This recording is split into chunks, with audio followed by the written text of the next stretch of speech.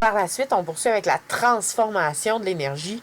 Donc, c'est quoi déjà ça, la transformation de l'énergie? On parle d'énergie à la base. Donc, on parle de chaleur et de température. C'est quoi la chaleur? C'est quoi la température? C'est quoi la différence entre les deux? Parce qu'il y en a une. La chaleur, c'est une manifestation de l'énergie. On ne mesure pas la chaleur, on va mesurer la température. Ça, c'est l'indication du niveau de chaleur. Quelque chose qui est plus chaud va avoir une température plus élevée. Quelque chose qui est moins chaud va avoir une température moins élevée. Mais c'est vraiment l'indication du niveau de chaleur. Puis la température, comment ça marche? Plus il y a de chaleur, plus il y a d'agitation dans les molécules. Donc, c'est là que le thermomètre monte. Moins il y a d'agitation, on se contracte, on est plus petit. Donc, plus de chaleur, plus d'agitation, plus de température. On a la loi de la conservation de l'énergie et du rendement énergétique. Donc, tantôt, on l'a vu avec les joules. Ça peut être des joules, ça peut être des watts-secondes, ça peut être des kilowattheures. Il faut faire attention d'avoir la même unité tout le temps. On a deux formules. Il y en a une qu'il faut comme apprendre, puis il y en a une que vous allez l'avoir aux examens. Celle qu'il faut apprendre, c'est l'énergie consommée ou l'énergie totale. C'est l'énergie utile plus l'énergie perdue.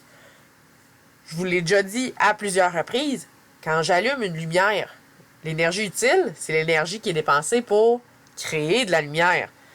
Ça se peut que le globe il chauffe. Est-ce que j'allume la lumière pour faire chauffer ma maison? Je pense pas. En tout cas, d'habitude, c'est pas le cas. Donc ça, c'est l'énergie perdue, l'énergie en chaleur, versus l'énergie utile, c'est l'énergie lumineuse. Donc, par exemple, on a un exemple ici, l'énergie consommée égale l'énergie utile plus perdue. Mettons que je dis que il y a 300 joules au total qui est dépensé, mais il y a juste 100 joules de lumière. Il y a 100 joules qui est vraiment, là, c'est de la lumière qui est créée à partir de ces 100 joules-là, puis c'est de la chaleur à partir... La chaleur, elle disperse 200 joules. Bien, l'énergie consommée, ça va être 100 joules plus 200 joules, et ça me donne un 300 joules au total, donc l'énergie consommée. Après ça, je peux calculer le rendement de mon ampoule. Donc, est-ce qu'elle a un bon rendement ou pas? Je dois prendre l'énergie utile, pas l'énergie perdue, l'énergie utile. Je divise ça par l'énergie consommée, ça c'est la totale, et je fais fois 100 pour que ça me donne un pourcentage. On calcule le rendement. On a 100 joules qui est bien utilisé pour de la lumière. Sur le total, 300 joules qu'on vient de trouver, fois 100, ça nous donne un rendement de 33,33%. Est-ce qu'elle pourrait être meilleure? Absolument. Et si tout était dépensé en lumière et il n'y avait aucune chaleur qui sortait de l'ampoule, ça, ce serait super efficace. Elle aurait un rendement de 100%. Si j'avais 300 joules, par exemple, là, rendement de 100%, ça, j'aime ça comme lumière. Ici, dans cet exemple-là, elle a un rendement de 33,33%. Alors, on poursuit avec l'électromagnétisme. Là, on va parler des aimants, mais aussi des aimants qui peuvent être créés à cause de l'électricité. Pourquoi on appelle ça l'électromagnétisme? Alors, dans l'électromagnétisme, on retrouve entre autres les champs magnétiques qui peuvent être créés à partir d'un courant électrique qui passe dans un fil. Ce qu'il faut retenir, qui est super, super important, c'est que la boussole, elle pointe toujours le sens des lignes du champ magnétique, tout le temps. Que ce soit un fil droit ou que ce soit un aimant droit ou un aimant en U, ça va tout le temps pointer les lignes du champ magnétique.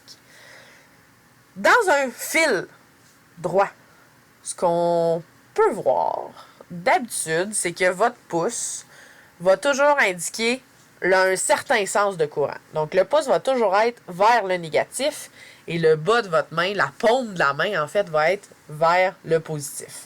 Ça devrait être indiqué, sinon vous allez avoir les lignes du champ magnétique ou des boussoles pour vous indiquer. D'accord? Vous ne serez jamais perdu à dire « Oh, ma main, je la place comment? » Non, non. Inquiétez-vous pas, vous avez un indice et c'est la main droite. Il faut le retenir, pas la gauche. Trompez-vous pas. Alors, le pouce, il indique le sens du courant électrique et le reste des doigts, ce qui va tourner, ça va indiquer les lignes du champ magnétique. Donc, dans le cas ici, on pointe vers le haut, ça tourne dans un certain sens et on a mis les petites flèches et les boussoles, tout dépendant où est-ce qu'elles sont placées, vont indiquer les lignes du champ magnétique. On se rappelle aussi que, par exemple, on avait déjà le champ magnétique ici, les lignes de champ, et pour que ce soit bien tourné, il faut avoir le pouce vers le bas. Donc, si tu prends ta main, tu mets ton pouce vers le bas, tu vas voir que tu tournes dans le bon sens de ce fil-là. Et le pouce, quand on le regarde, c'est le point qu'on voit. Ici, ça va être votre main, la paume de la main qui va être vers le haut. Alors, c'est comme le côté positif. On va avoir le négatif dans le bas. Et donc, c'est un X qui va apparaître en haut. Puis, l'autre côté du fil vers le bas qu'on ne voit pas ici sur cette image-là, ce serait comme le point. Alors, le X, c'est comme si le courant partait vers le bas. C'est comme une flèche. Vous avez les plumes de la flèche, là. Ça, c'est comme les plumes de la flèche. Ça pointe vers le bas. Alors là, la main droite est bien placée. On voit bien les lignes du champ magnétique. Je prends l'exemple d'en bas. Alors, je regarde c'est quoi. Si je place ma main, là, vous l'avez déjà vu, mais si je place ma main comme ça, la flèche est bien indiquée parce que mes doigts tournent dans le même sens que la flèche. Super! Mon pouce est vers la droite. Ça veut dire que le côté négatif va être vers la droite, le positif vers la gauche. Vous voyez que le fil, le bout, on le voit du côté négatif, donc ça va être un point qu'on va voir parce que c'est le pouce qui pointe par là. C'est comme le bout de la flèche. Donc pas les plumes, mais vraiment la pointe. Alors, on s'en rappelle comme ça. C'est possible de modifier l'intensité d'un champ magnétique autour d'un fil. Comment? La nature du fil. Si on a un meilleur conducteur, on va avoir plus de champ. Mais on peut aussi la modifier avec l'intensité du courant. Si on a plus d'ampérage, plus d'A, on va avoir plus de champ aussi. Le champ magnétique, encore une fois, c'est écrit, hein? Ça pointe le sens. La boussole va pointer le sens des lignes de champ magnétique. Si on a un aimant, on devrait avoir un pôle nord et un pôle sud. Si j'ai deux aimants, puis j'essaie de coller les deux nords ensemble, je vais avoir de la répulsion. Comme avec les protons et les électrons. Si je mets deux suds ensemble, donc deux signes pareils, je vais avoir de la répulsion aussi, mais si je prends un nord et un sud, là, les aimants vont se coller tout seuls. Donc, deux signes contraires, il y a de l'attraction aussi. Dans mon aimant, j'ai un nord, j'ai un sud, et ça va toujours être comme ça avec les lignes d'un champ magnétique d'un aimant droit. On sort du nord, on fait le tour, puis on rentre dans le sud. On sort du nord, on fait le tour, on rentre dans le sud. Qu'est-ce qu'on fait? Sort du nord, fait le tour, rentre dans le sud.